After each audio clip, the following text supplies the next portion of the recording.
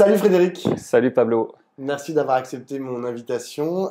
Frédéric, tu es historien et tu viens de publier avec ton camarade Guillaume Wabian un ouvrage aux éditions Syllabs et Arcane 17. Ça s'appelle L'histoire de l'UNEF du renouveau à la réunification 1971 à 2001. C'est une somme à la fois d'archives et d'analyses sur ce qu'a été l'UNEF, donc ce grand syndicat étudiant qui continue d'exister sous une autre forme, on va en parler. Mais d'abord, je voudrais te poser une question. Pourquoi est-ce que tu t'es intéressé à l'UNEF? Pourquoi sur cette période de 30 ans? Pourquoi vous n'avez pas fait courir ça après 2001? Et surtout, d'où est-ce que tu parles? Parce que c'est quand même important aussi dans le cadre de la rédaction de cet ouvrage. Bon, donc il y a plein de raisons, et j'essaie de répondre à tes questions. D'une part, alors d'où je parle? On le dit, Guillaume Wabian, c'est la même chose. Nous sommes des anciens de l'UNEF, mais qui nous y avons milité dans les années 80, mais quand on en est parti, après la fin de nos études, on s'y est plus intéressé. C'est-à-dire que dans mon esprit, j'avais jamais calculé le fait que j'allais faire un travail d'histoire sur cette organisation. Parce que c'est véritablement un travail d'histoire. On a beau avoir été des militants, ce qu'on a voulu faire, c'est une histoire de l'UNEF. La première chose, c'est que on s'est rendu compte il y a quelques années que les archives de l'UNEF, alors, pour les auditeurs, deux choses. Pourquoi 71? Parce qu'en 1971, ce qu'on appelle la Grande UNEF connaît une scission, et donc il y a deux UNEF qui se créent, qui vont coexister pendant 30 ans. Il y a ce qu'on va appeler l'UNEF-US, pour unité syndicale, qui va se transformer ensuite en UNEF indépendante et démocratique. Et de l'autre côté, il y a l'UNEF qu'on a appelée l'UNEF Renouveau, l'UNEF Solidarité étudiante. C'est cette dernière qu'on étudie. Donc, premier constat, on se rend compte que lors de la réunification en 2001, entre ces deux UNEF, les archives de l'UNEF Renouveau, Solidarité étudiante ont disparu.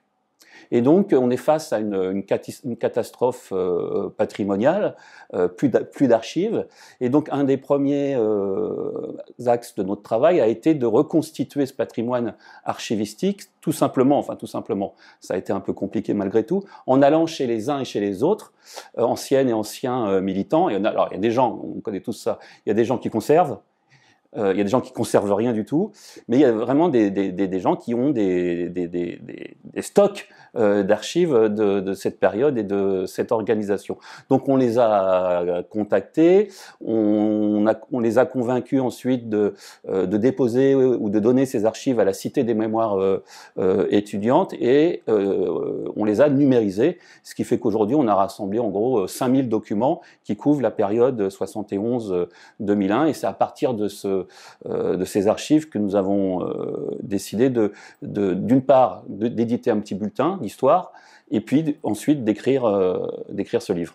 Alors, parler de l'UNEF, c'est parler du syndicalisme étudiant, mais en vérité, c'est aussi parler du syndicalisme tout court, et puis c'est parler de la gauche et de ses mouvements et de ses dynamiques pendant 30 ans. Alors, il y a quelque chose qui est assez rigolo, c'est dans la première partie, en gros, vous scindez les trois périodes à l'intérieur de la période que vous étudiez, et vous dites, en gros, il y a deux périodes, entre 1980 et 1989, c'est la période de la crise, et puis de 89 à 2001, c'est la période de la tourmente. Donc, est-ce que cette histoire de l'UNEF pendant 30 ans, tu considères que c'est une succession de crises et de tourmentes?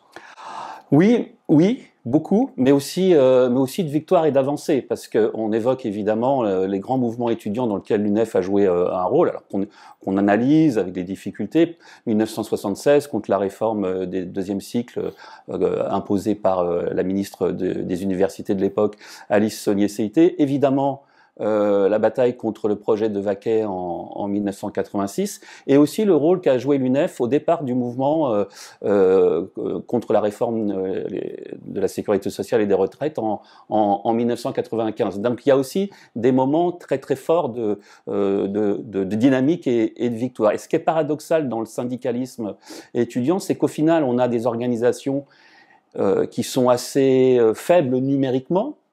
Nous, on a retrouvé les chiffres d'adhérents pour cette UNEF-là. On monte au maximum à 12 000, 13 000 adhérents, et en général, sur toute la période, on est à des nombres beaucoup plus faibles.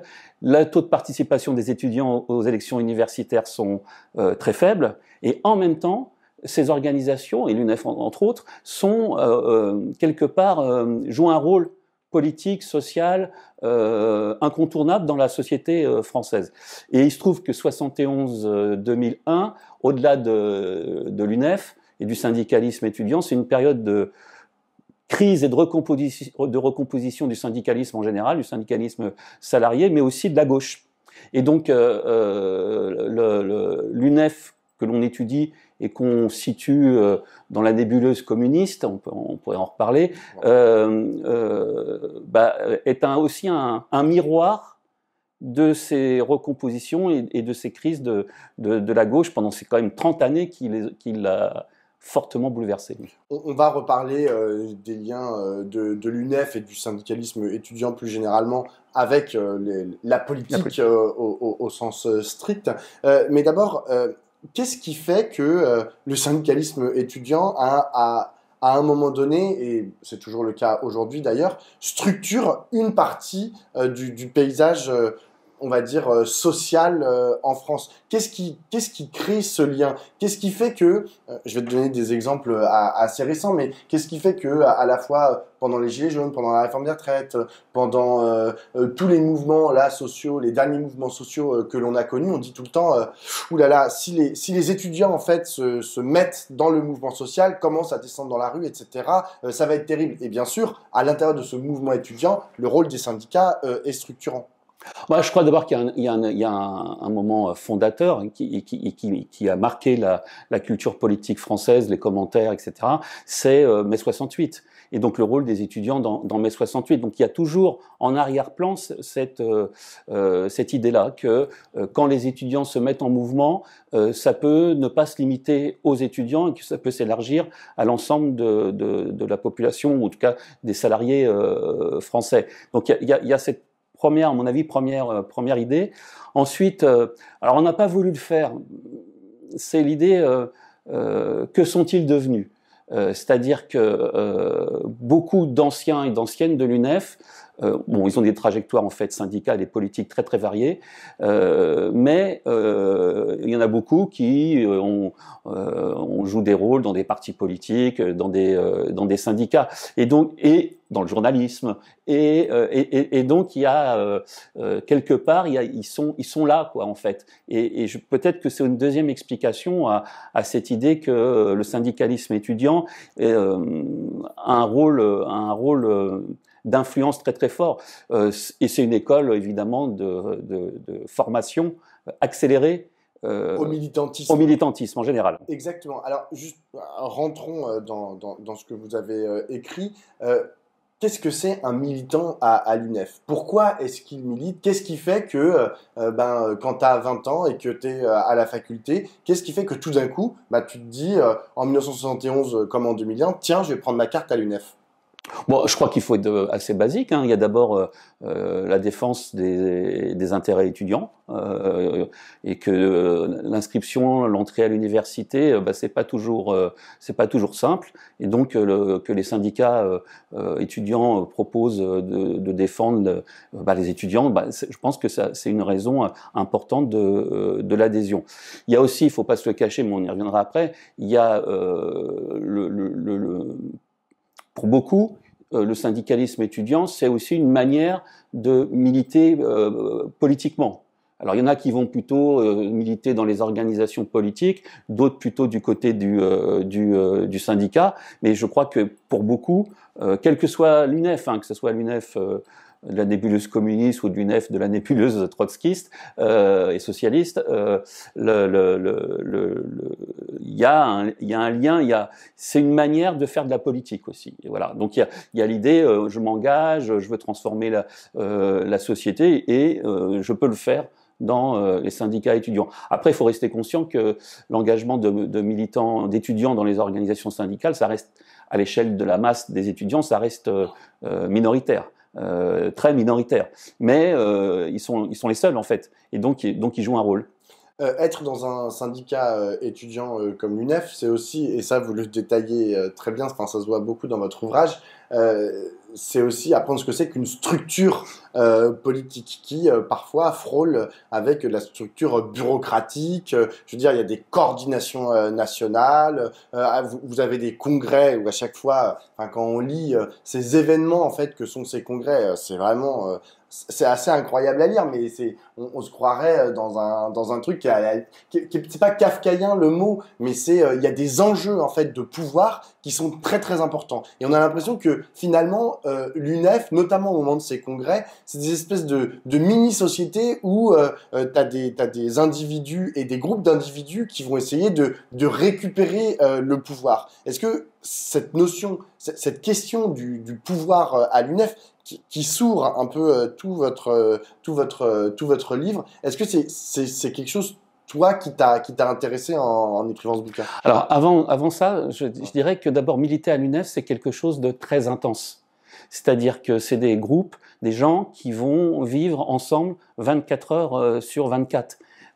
Donc ça crée des liens affectifs pour le meilleur et pour le pire. Hein. Bon, on développe pas beaucoup, mais évidemment, l'UNEF, c'est un endroit où les amours se développent. Il y a des couples qui se font et qui vont durer, d'autres qui vont durer moins longtemps, évidemment.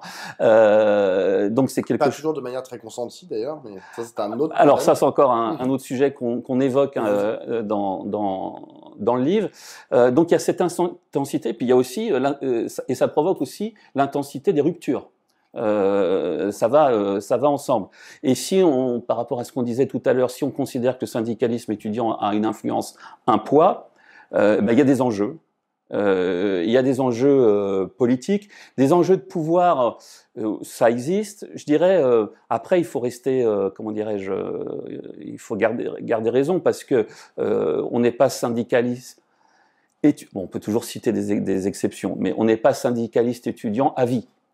Donc l'enjeu du pouvoir, il existe, mais je crois que c'est un enjeu avant tout politique, de stratégie politique, ou d'accords, de désaccords politiques, de comment il faut faire, etc., plus que d'accaparement d'un pouvoir pour le pouvoir, même si ça existe. Oui.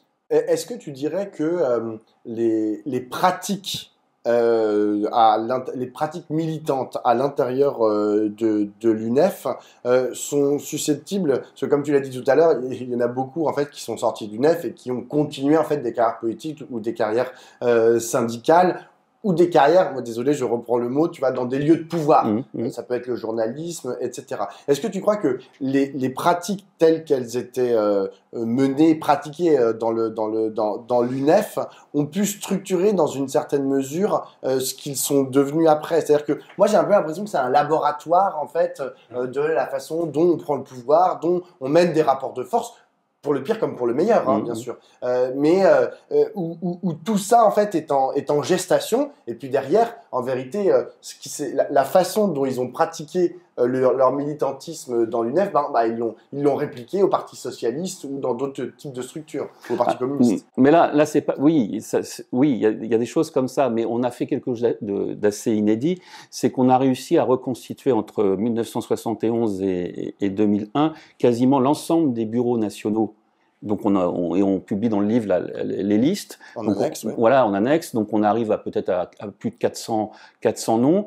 Et on a, on va dire, on a renoué avec un tiers de ces 400 auxquels on a envoyé un questionnaire qu'ils ont rempli en ligne. Et certaines des questions étaient d'abord sur est-ce qu'ils ont réussi leurs études tout en militant à l'UNEF. La réponse est clairement oui. C'est-à-dire que la plupart sont devenus diplômés, plus diplômés que leurs parents, et plus diplômés que quand ils sont rentrés à la fac, évidemment, et à l'UNEF. Il y a toujours des exceptions, mais en gros, c'est ça. Et puis ensuite, sur le devenir, évidemment, il y en a qui ont eu des responsabilités politiques, des responsabilités syndicales, mais c'est très large. Bon, c'est très large du point de vue du champ politique, du champ syndical. Hein. Il n'y a pas que ils sont pas tous partis à la CGT, bon, beaucoup, hein, mais ça touche tous les syndicats. Et puis, mais il y en a beaucoup qui militent dans des associations humanitaires, etc. Alors, est-ce que ce qu'ils ont appris à l'UNEF est simplement une capacité à survivre dans des enjeux de pouvoir? Ça existe, je le crois, mais ils ont surtout appris à militer d'une manière générale. Et ça va bien au-delà de tel ou tel qui a fait carrière dans telle ou telle organisation politique. Moi, je crois que le militantisme, il faut en dire des choses positives, parce que c'est positif de militer. Donc si on fait un tome 2 à ce livre sur que sont-ils devenus, je pense que ça sera ça un des axes, c'est-à-dire qu'ils ne sont pas tous devenus des carriéristes.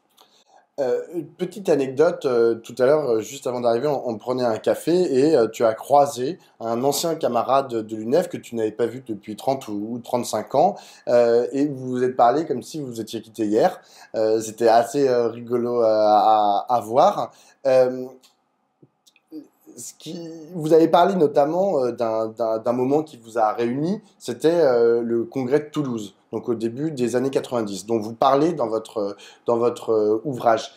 Est-ce que, pour que les gens comprennent, les gens qui ne savent pas ce que c'est que le syndicalisme étudiant et qui ne savent pas ce que c'est que l'UNEF, est-ce que tu peux nous expliquer, par exemple, dans le cadre du congrès de Toulouse, c'était quoi les enjeux? Comment ça se passe? Qu'est-ce que vous préparez? Qu'est-ce que vous vouliez faire? À quoi ça servait ce congrès? Alors pour le coup, le congrès de Toulouse qui s'est tenu au mois de mai 1990, c'est un congrès où l'UEC, donc l'UNEF dont on parle, on l'a décrite comme faisant partie de la nébuleuse communiste. L'autre UNEF, qui est née de la même scission en 71, a été dirigée majoritairement par les trotskistes lambertistes et qui plus tard sont passés au Parti socialiste. Donc, pour que les gens essayent si on veut faire une traduction politique des deux organisations. Donc, concernant l'UNEF qu'on étudie, donc en mai 90, l'UEC, l'Union des étudiants communistes, essaye, et réussit d'ailleurs, à reprendre le contrôle de l'UNEF. Mais en vérité, les enjeux ne sont pas spécialement syndicaux. Il y a des débats syndicaux sur l'articulation des luttes, du projet, etc. Mais en fait, c'est un règlement de compte lié au débat interne au Parti communiste. On est en 1990. Le mur de Berlin s'est effondré quelques mois auparavant. À l'intérieur du Parti communiste, il y a l'émergence d'une dissidence, d'une critique très forte autour de ceux qu'on a appelés les refondateurs. Il se trouve que parmi les dirigeants de l'UNEF, il y en a qui sont proches de cette sensibilité, et donc il y a un règlement de compte entre communistes et l'UEC reprend le contrôle de la majorité de la direction. Mais le paradoxe, parce qu'on n'est plus dans les années 50, c'est que ce congrès produit une opposition forte à l'intérieur de l'UNEF, qui n'existait pas quasiment dans les années antérieures. Opposition pluraliste, avec donc des communistes critiques, des gens de la LCR, des anarchistes, des libertaires, etc., qui se structurent et qui va se maintenir en se recomposant, mais qui va se maintenir jusqu'en 2001. Donc l'action, on va dire, d'épuration de l'UEC produit l'inverse de ce qu'elle souhaitait, c'est-à-dire qu'au lieu d'avoir une organisation qui reste homogène, elle devient très hétérogène. Alors, c'est intéressant parce que effectivement, dans ce congrès de 1990, tu parles de la volonté de l'Union des étudiants communistes de reprendre le pouvoir. Ce sont tes mots, d'ailleurs, je crois qu'on les retrouve aussi dans le bouquin. C'était quoi, on va en parler, c'était quoi les rapports que l'UNEF, entre 71 et 2001, entretenait avec le Parti communiste, pas la nébuleuse communiste, le Parti communiste? Est-ce qu'il y avait une volonté du parti d'essayer d'utiliser l'UNEF comme une sorte de bras armé dans les facs, ou est-ce qu'il vous laissait la possibilité, ou il laissait plutôt à l'UNEF une certaine autonomie? Bah, les deux, mon colonel, je ne sais plus comment on dit. Donc, là, il est clair qu'au début de la période, donc entre 68 et 71, la création de la tendance renouveau, qui va donc être celle qui va diriger ensuite donc une des deux UNEF, est une création du Parti communiste. C'est clair. Ensuite, on a retrouvé dans les archives du Parti communiste, on a regardé quand il était question de l'UNEF dans les réunions de bureaux politiques. Et en fait, assez peu. Je sais plus, j'ai plus en tête, mais peut-être une dizaine de fois sur la période qu'on a pu étudier dans les archives, donc sur une vingtaine d'années. Donc c'est assez peu. En fait, il y a des moments d'intervention dans des moments de crise, dans des moments de mouvement social, par exemple après le mouvement de Vaquet après 86, mais sinon c'est plus il y a plus une délégation et une confiance en fait, et d'autant que dans la première période, les 10 premières années, enfin, les 8 premières années, c'est la période du programme commun, et donc le système est très dynamique, c'est-à-dire que il y a le syndicat qui lutte, qui peut élaborer un projet alternatif pour l'université, et ensuite ça nourrit la dynamique du programme commun. En plus, la gauche est unie, au moins jusqu'en 78, et donc tout ça fait système, et il y a une dynamique vertueuse qui ne nécessite pas une intervention directe du Parti communiste. Et d'autant plus que, évidemment, pour le Parti communiste, l'UNEF fait partie de sa, on va dire, il le pense peut-être comme ça, je sais pas, il n'utilise pas le mot, mais de sa nébuleuse, de sa sphère, mais c'est pas le cœur. Le cœur, ça reste la classe ouvrière. Je pense qu'il y a plus beaucoup, on se préoccupe beaucoup plus de la CGT ou du courant Unité et Action dans la FEN que de l'UNEF. Donc de fait, il y a une autonomie. Et ce qui est intéressant, c'est que même quand il y a des cadres qui viennent de l'UEC et qui sont placés dans les organes de direction de l'UNEF, très très vite, même s'ils sont venus ici pour des raisons politiques, ils deviennent des syndicalistes. Donc il y a une autonomie de fait qui ne doit pas dépasser certaines limites, mais oui, une autonomie, ils deviennent des vrais syndicalistes, quoi. Alors, Et ils défendent leur organisation. il y a une autre structure importante qui n'est pas une structure politique, qui est une structure syndicale, c'est la CGT. C'était quoi les liens de l'UNFSE avec la CGT? Est-ce que la CGT vous considérez comme une petite sœur? Je pense, ouais. Les liens sont très forts. Paradoxalement, les liens entre l'UNEF sont plus forts avec la CGT qu'avec, par exemple, les syndicats dirigés par Unité et Action au sein de la FEN. Alors, il y a plusieurs raisons. Je pense qu'il y a une fascination chez les militants de l'UNEF. Ils ont beau être étudiants, il y a une fascination, on va dire, ouvriériste. Puis la CGT, c'est la CGT, donc pendant cette période-là, largement première organisation syndicale. Les liens sont politiques. Il y a des échanges fréquents sur la situation. Bon, on va pas se cacher, les liens sont aussi matériels, c'est-à-dire que la CGT, parce que les syndicats étudiants sont toujours en déficit, toujours financier, toujours. Ils ruinent les imprimeurs, voilà, ils payent pas leurs dettes et ça court pendant les 30 années, et donc la CGT aide matériellement l'UNEF. Tout à l'heure, tu demandais s'il y avait une bureaucratisation.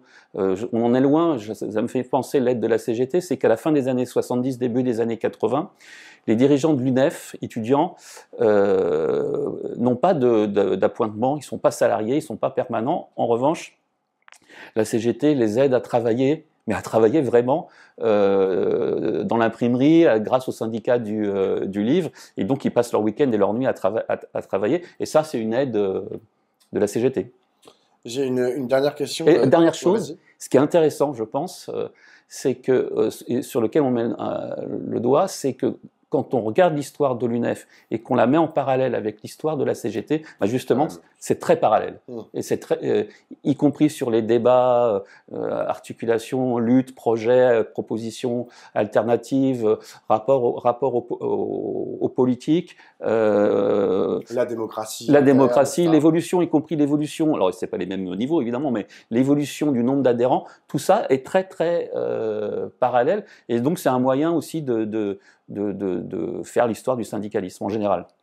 J'ai une dernière question, Frédéric. Vous arrêtez votre histoire en 2001. Aujourd'hui, enfin, j'imagine que, vu que tu as écrit ce livre en tant qu'historien, tu as aussi un regard sur ce que c'est que l'UNEF aujourd'hui. Est-ce que tu retrouves dans l'UNEF recomposée après 2001 des traits finalement, est-ce que c'est la même UNEF en gros? Est-ce que tu vois l'origine de l'UNEF d'aujourd'hui? Tu as l'UNEF que toi tu as étudié. Alors c'est une question difficile, c'est-à-dire c'est la question de l'héritage et de la continuité après 2001. On peut aussi se poser la question de la continuité de cette UNEF avec l'UNEF précédente, celle qu'on a appelée la Grande UNEF, qui a joué un rôle dans la guerre d'Algérie ou en mai 68.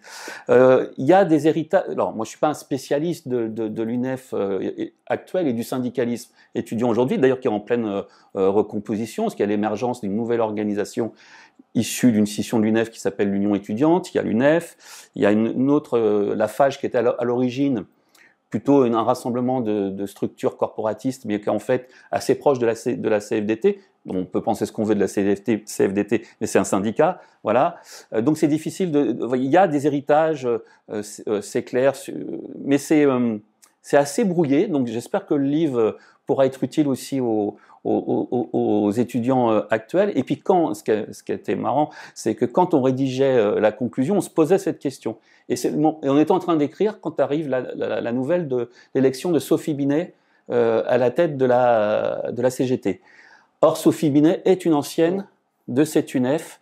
Ensuite, elle a milité pour la réunification des deux UNEF, puis elle a été une des leaders du mouvement en 2006 contre le CPE. Et donc, d'une certaine manière, dans sa formation et dans sa trajectoire, l'UNEF a joué un rôle. Merci beaucoup, Frédéric. Merci, Pablo.